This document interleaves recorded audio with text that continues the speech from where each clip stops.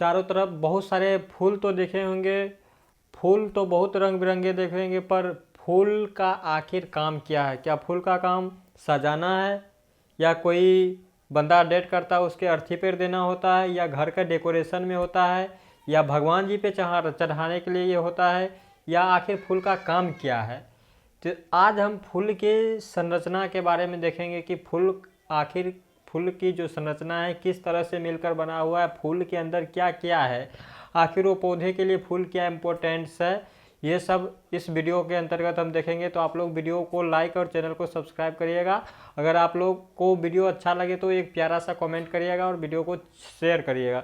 तो सबसे पहले हम वीडियो को स्टार्ट करते हैं और देखेंगे फूल की संरचना क्या होता है। बस आप लोग वीडियो को 5 से 10 मिनट मुझे दे दीजिए और आप लोग को आज के बाद फूल की सारी संरचना समझ आ जाएगा। आखिर फूल की संरचना क्या है, फूल का काम क्या है, क्या फूल का काम देवी देवता पर चढ़ाना है या डेकोरेशन करना है, या आखिर फूल का एक्चुअल काम क्या है, फूल आखिर है क्या।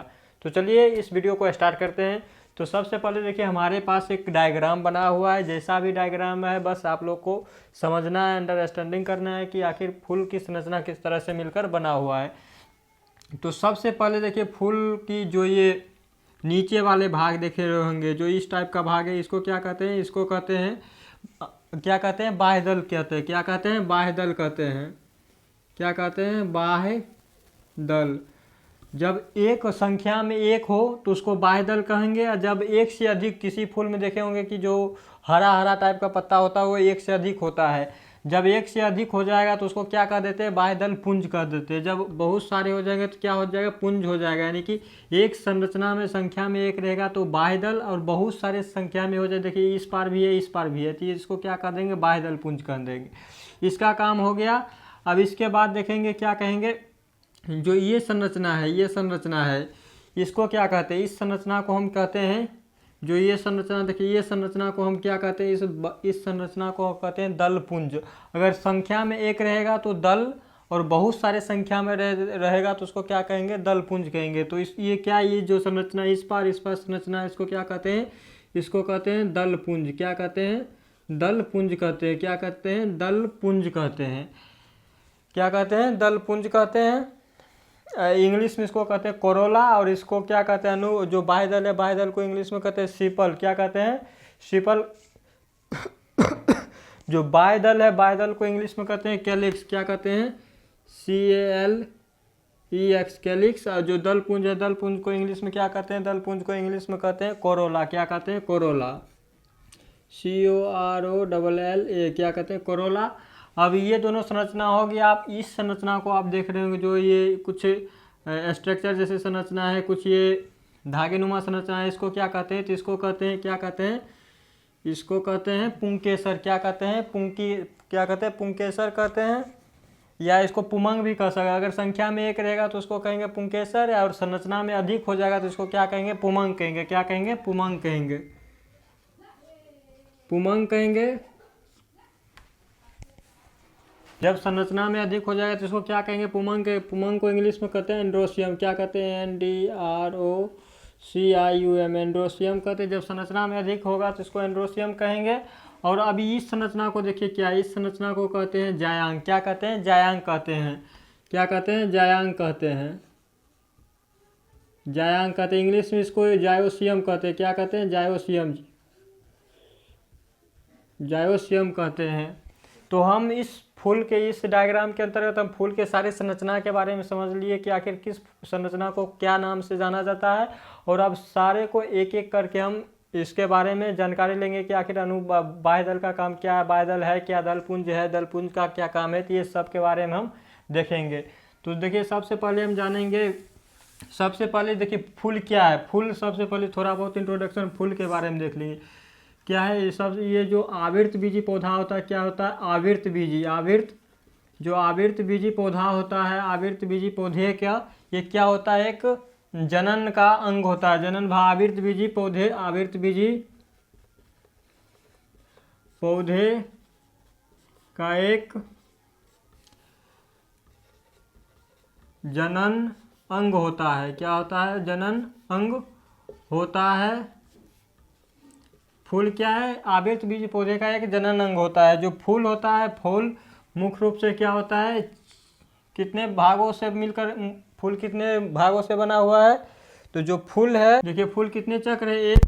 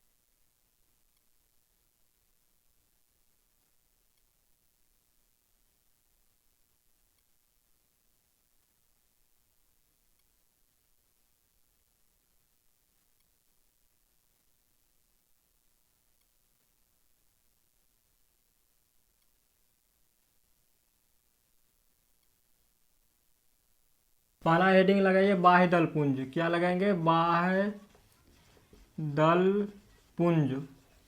बाह्य दल पुंज जिसको इंग्लिश में क्या कहते हैं? कैलिक्स कहते हैं। CALYX कैलिक्स कहते हैं। तो पहला पॉइंट इसमें लिखिए, जो बाह्य दल पुंज होता है क्या होता है? यह पुष्प का हर पहला चक्र होता है। कितना, कौन सा चक्र होता है? यह पुष्प का पहला चक्र। पहला पॉइंट लिखिए, यह पुष्प का पहला चक्र होता है। यह पुष्प का पहला चक्र होता है। यह पुष्प का पहला चक्र होता है। पुष्प का पहला चक्र होता है। पहला चक्र होता है। दूसरा पॉइंट इसी में लिखिए, यह हरे रंग का होता है। यह हरे रंग का होता है। लिखिए बाह्य दल पुंज की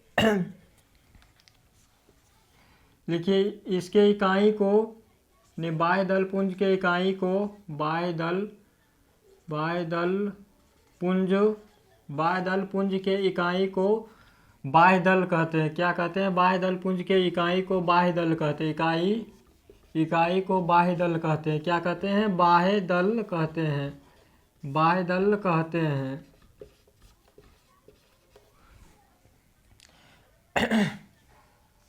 और इसमें चौथा पॉइंट लिखिए, यह पुष्प की कली अवस्था में, यह पुष्प की कली अवस्था में, या पुष्प की कली अवस्था में, पुष्प की, जब पुष्प क्या होता है? जब पुष्प खिला हुआ नहीं रहता है, पुष्प कली अवस्था में रहता है, तो उसको क्या करता है? प्रोटेक्शन का काम करता है। क्या करता है? उसको सुरक्षा देने का काम करता है। या पुष्प की कली अवस्था में सुरक्षा का काम करता है। क्या करता है? सुरक्षा देने का काम करता है। सुरक्षा देने का काम करता है। काम करता है। जब पुष्प कली अवस्था में होता है तो उसको क्या करता है? सुरक्षा करता है, उसको प्रोटेक्शन करता है। इतना पॉइंट आप इसमें लिख लीजिए। अब दूसरा अगला हेडिंग लगाइए कि बाह्य दल पुंज तो हो गया, बाह्य दल पुंज का काम हो गया। अब अगला पॉइंट इसमें लगाइए, दूसरा कौन सा चक्र है? दूसरा है दल पुंज। दूसरा क्या है? दल पुंज। तो दल पुंज के बारे में थोड़ा हम जान लेते हैं कि दल पुंज क्या है। दल पुंज के बारे में आप थोड़ा इसमें 2-4 लाइन लिख लीजिए। तो सबसे पहला लाइन इसमें क्या होगा कि सबसे पहला लाइन होगा कि यह पुष्प का कौन सा चक्र है? दूसरा चक्र है। यह पुष्प का दूसरा चक्र है। यह पुष्प यह पुष्प का दूसरा चक्र है, पुष्प का दूसरा चक्र है। यह रंग बिरंगे होते हैं। जो पंखुड़ी होता है, पंखुड़ी क्या होता है, पुष्प का जो दूसरा चक्र होता है, जो दल पुंज होता है, आप लोग देखेंगे पुष्प बहुत सारे रंग के, तो कोई लाल रंग होता है, कोई पीला रंग होता है, कोई गुलाबी रंग होता है, कोई बैंगनी रंग, मतलब अनेक तरह का रंग होता है। तो क्या होता है, वो उसका दल पुंज होता है। तो पुष्प क्या होता है, रंग बिरंगे रंग का होता है, बहुरंगी होता है। तो इसमें दूसरा पॉइंट क्या लिखेंगे कि यह बहु रंग बिरंगे होते हैं। क्या होता है, यह रंग बिरंगे होते हैं। तीसरा पॉइंट इसमें लिखिए, जो तीसरा पॉइंट लिखिए, यहाँ लिखिए परागन के समय, यह लिखिए यहाँ परागन के लिए कीटों को आकर्षित करता है। क्या करता है, परागन के लिए कीटों को आकर्षित करता है। क्या करता है, कीटों को आकर्षित करता है। क्या करते हैं, कीटों को आकर्षित करता है, आकर्षित करता है। देखिए, पुष्प का रंग बिरंगा होना, इसका ये मतलब नहीं है कि पुष्प देखने में सुंदर है, ये लाल रंग का है तो सुंदर है, ये पीला रंग का है तो देखने में आकर्षक है। पुष्प का रंग बिरंगा होना, उसका ये मतलब नहीं है कि पुष्प बहुत ही सुंदर देखने में लगता है। पुष्प का रंग बिरंगा होने का मतलब है कीड़ों को आकर्षित करना। जब निषेचन की प्रक्रिया होती है, पुष्प जब पौधे निषेचन की प्रक्रिया करता है, तो उस समय जो हरे रंग बिरंगे रंग का जो फूल होता है, उससे कीट क्या करता है, देखकर आकर्षित होता है और उसके तरफ आ जाता है, जिससे क्या होता है, फर्टिलाइजेशन की प्रक्रिया, परागन की प्रक्रिया हो जाता है। इसीलिए पुष्प क्या होता है, रंग बिरंगे रंग का होता है। चलिए, इतना आप लोग लिख लिए। और इसका एक पॉइंट और लिखिए, जो दलपुंज होता है, दलपुंज की इकाई को क्या कहते हैं, दलपुंज की जब बहुत सारे दल मिल जाते हैं तो क्या होते हैं, जब आप पुष्प को देखे होंगे तो पुष्प को एक एक करके हटाइएगा, तो जो रंग बिरंगा होता है, लाल पीला रंग का होता है, वो क्या होता है, समूह में होता है। तो समूह में होता है, उसको दलपुंज कहते हैं। अगर उसको एक को निकाल लीजिए, उसके पंखुड़ी को, एक को पंखुड़ी को निकाल लीजिएगा, तो उसको क्या कहेंगे, दल कहेंगे। क्या कहेंगे, दल कहेंगे, यानी पेटल कहेंगे। यानी कि लिखेंगे कि दलपुंज की इकाई को क्या कहते हैं, दलपुंज के इकाई को, दलपुंज के इकाई को क्या कहते हैं, दल कहते हैं। इकाई को दल कहते हैं, यानी पेटल कहते हैं। इकाई को दल यानी कि पेटल कहते हैं। चलिए, आप लोग इतना जल्दी स्क्रीनशॉट लीजिए, इससे अगला पॉइंट देखेंगे। इतना 4 पॉइंट लिखिए, दलपुंज काम खत्म हो गया। अगला पॉइंट लिखेंगे, अगला कौन सा चक्र है, अगला है पुमंग चक्र। इसको स्क्रीनशॉट लीजिए जल्दी से।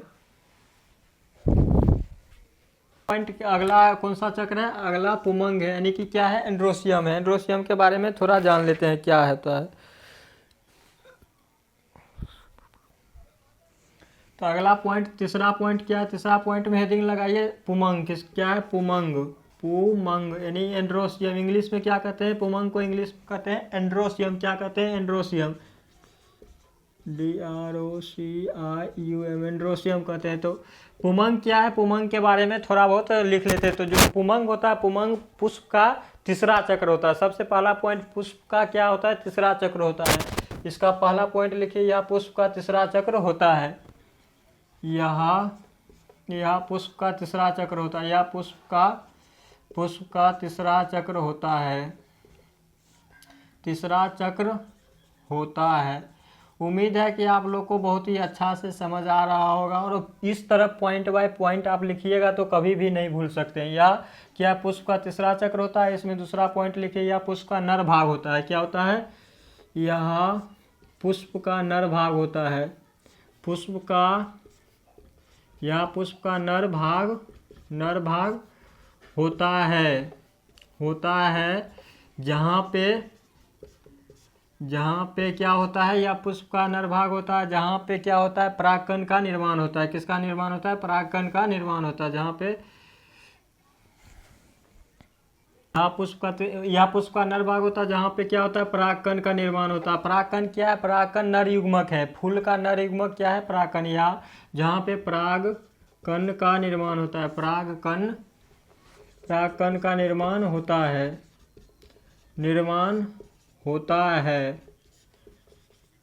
है, अब लिखिए पुमंग के एक इकाई को क्या कहते हैं। जिस तरह दलपुंज के एक इकाई को दल कहते थे, उसी तरह पुमंग के इकाई को जब एक एक रहेगा, नर भाग एक भाग रहेगा, तो उसको क्या कहेंगे, उसको पुंकेसर कहते हैं। क्या कहते हैं, पुंकेसर कहते हैं, पुंकेसर कहते हैं। यानी पुमंग के इकाई को क्या कहते हैं, पुमंग के इकाई को पुंकेसर कहते हैं। क्या कहते हैं, पुमंग के इकाई को पुंकेसर कहते हैं।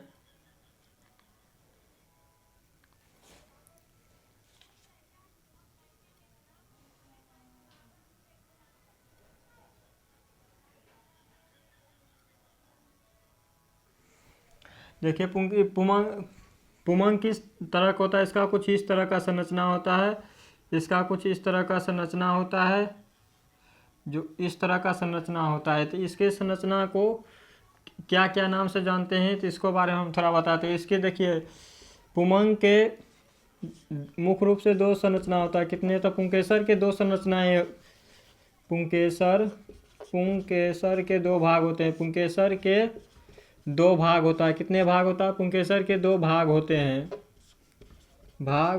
कितने भाग होते हैं पुंकेसर के दो भाग होते हैं। पहला क्या होता है, पहला जो इस तरह का संरचना हो तो दिखाई पड़ता है, इसको क्या कहते हैं, इस तरह की संरचना को क्या कहते हैं, पराग कोष कहते हैं। क्या कहते हैं, पराग कोष कहते हैं, एंथर कहते हैं। इंग्लिश में इसको क्या कहते हैं, एंथर कहते हैं।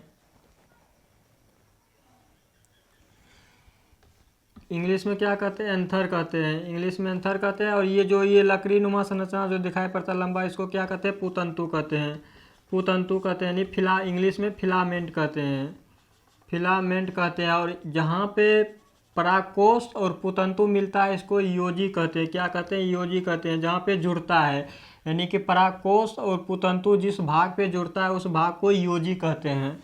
यानी कि पुंकेसर के दो भाग में होते हैं, दो भाग में बांटते हैं। पहला भाग क्या होता है, परागकोष,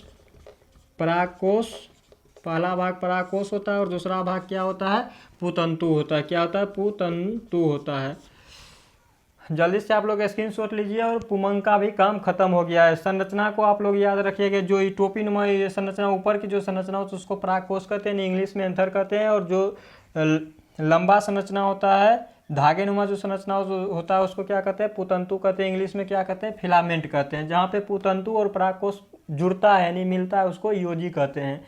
इतना आप लोग जल्दी से स्क्रीनशॉट लीजिए। इसके बाद चौथा क्या चक्र है, चौथा चक्र है जायांग। जायांग के बारे में लिखेंगे। चक्र कौन सा है, चौथा चक्र है जायांग। क्या है, जायांग। इंग्लिश में इसको कहते हैं जाइनोसियम, जाइनोसियम कहते हैं। तो सबसे पहला इसमें पॉइंट क्या होगा, सबसे पहला पॉइंट होगा यह पुष्प का अंतिम या चौथा चक्र है। क्या है, यह पुष्प का चौथा या अंतिम चक्र है। यह पुष्प का अंतिम या चौथा चक्र है, अंतिम या चौथा चक्र है। क्या है, चौथा चक्र है, चौथा चक्र है। दूसरा पॉइंट क्या होगा, यह पुष्प का क्या है, मादा भाग होता है। या पुष्प का कौन सा भाग होता है, पुष्प का मादा भाग होता है।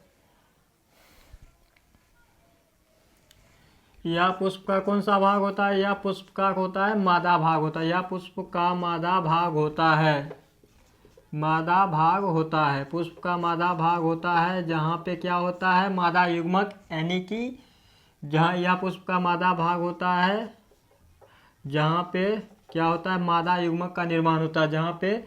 जहाँ पे मादा युग्मक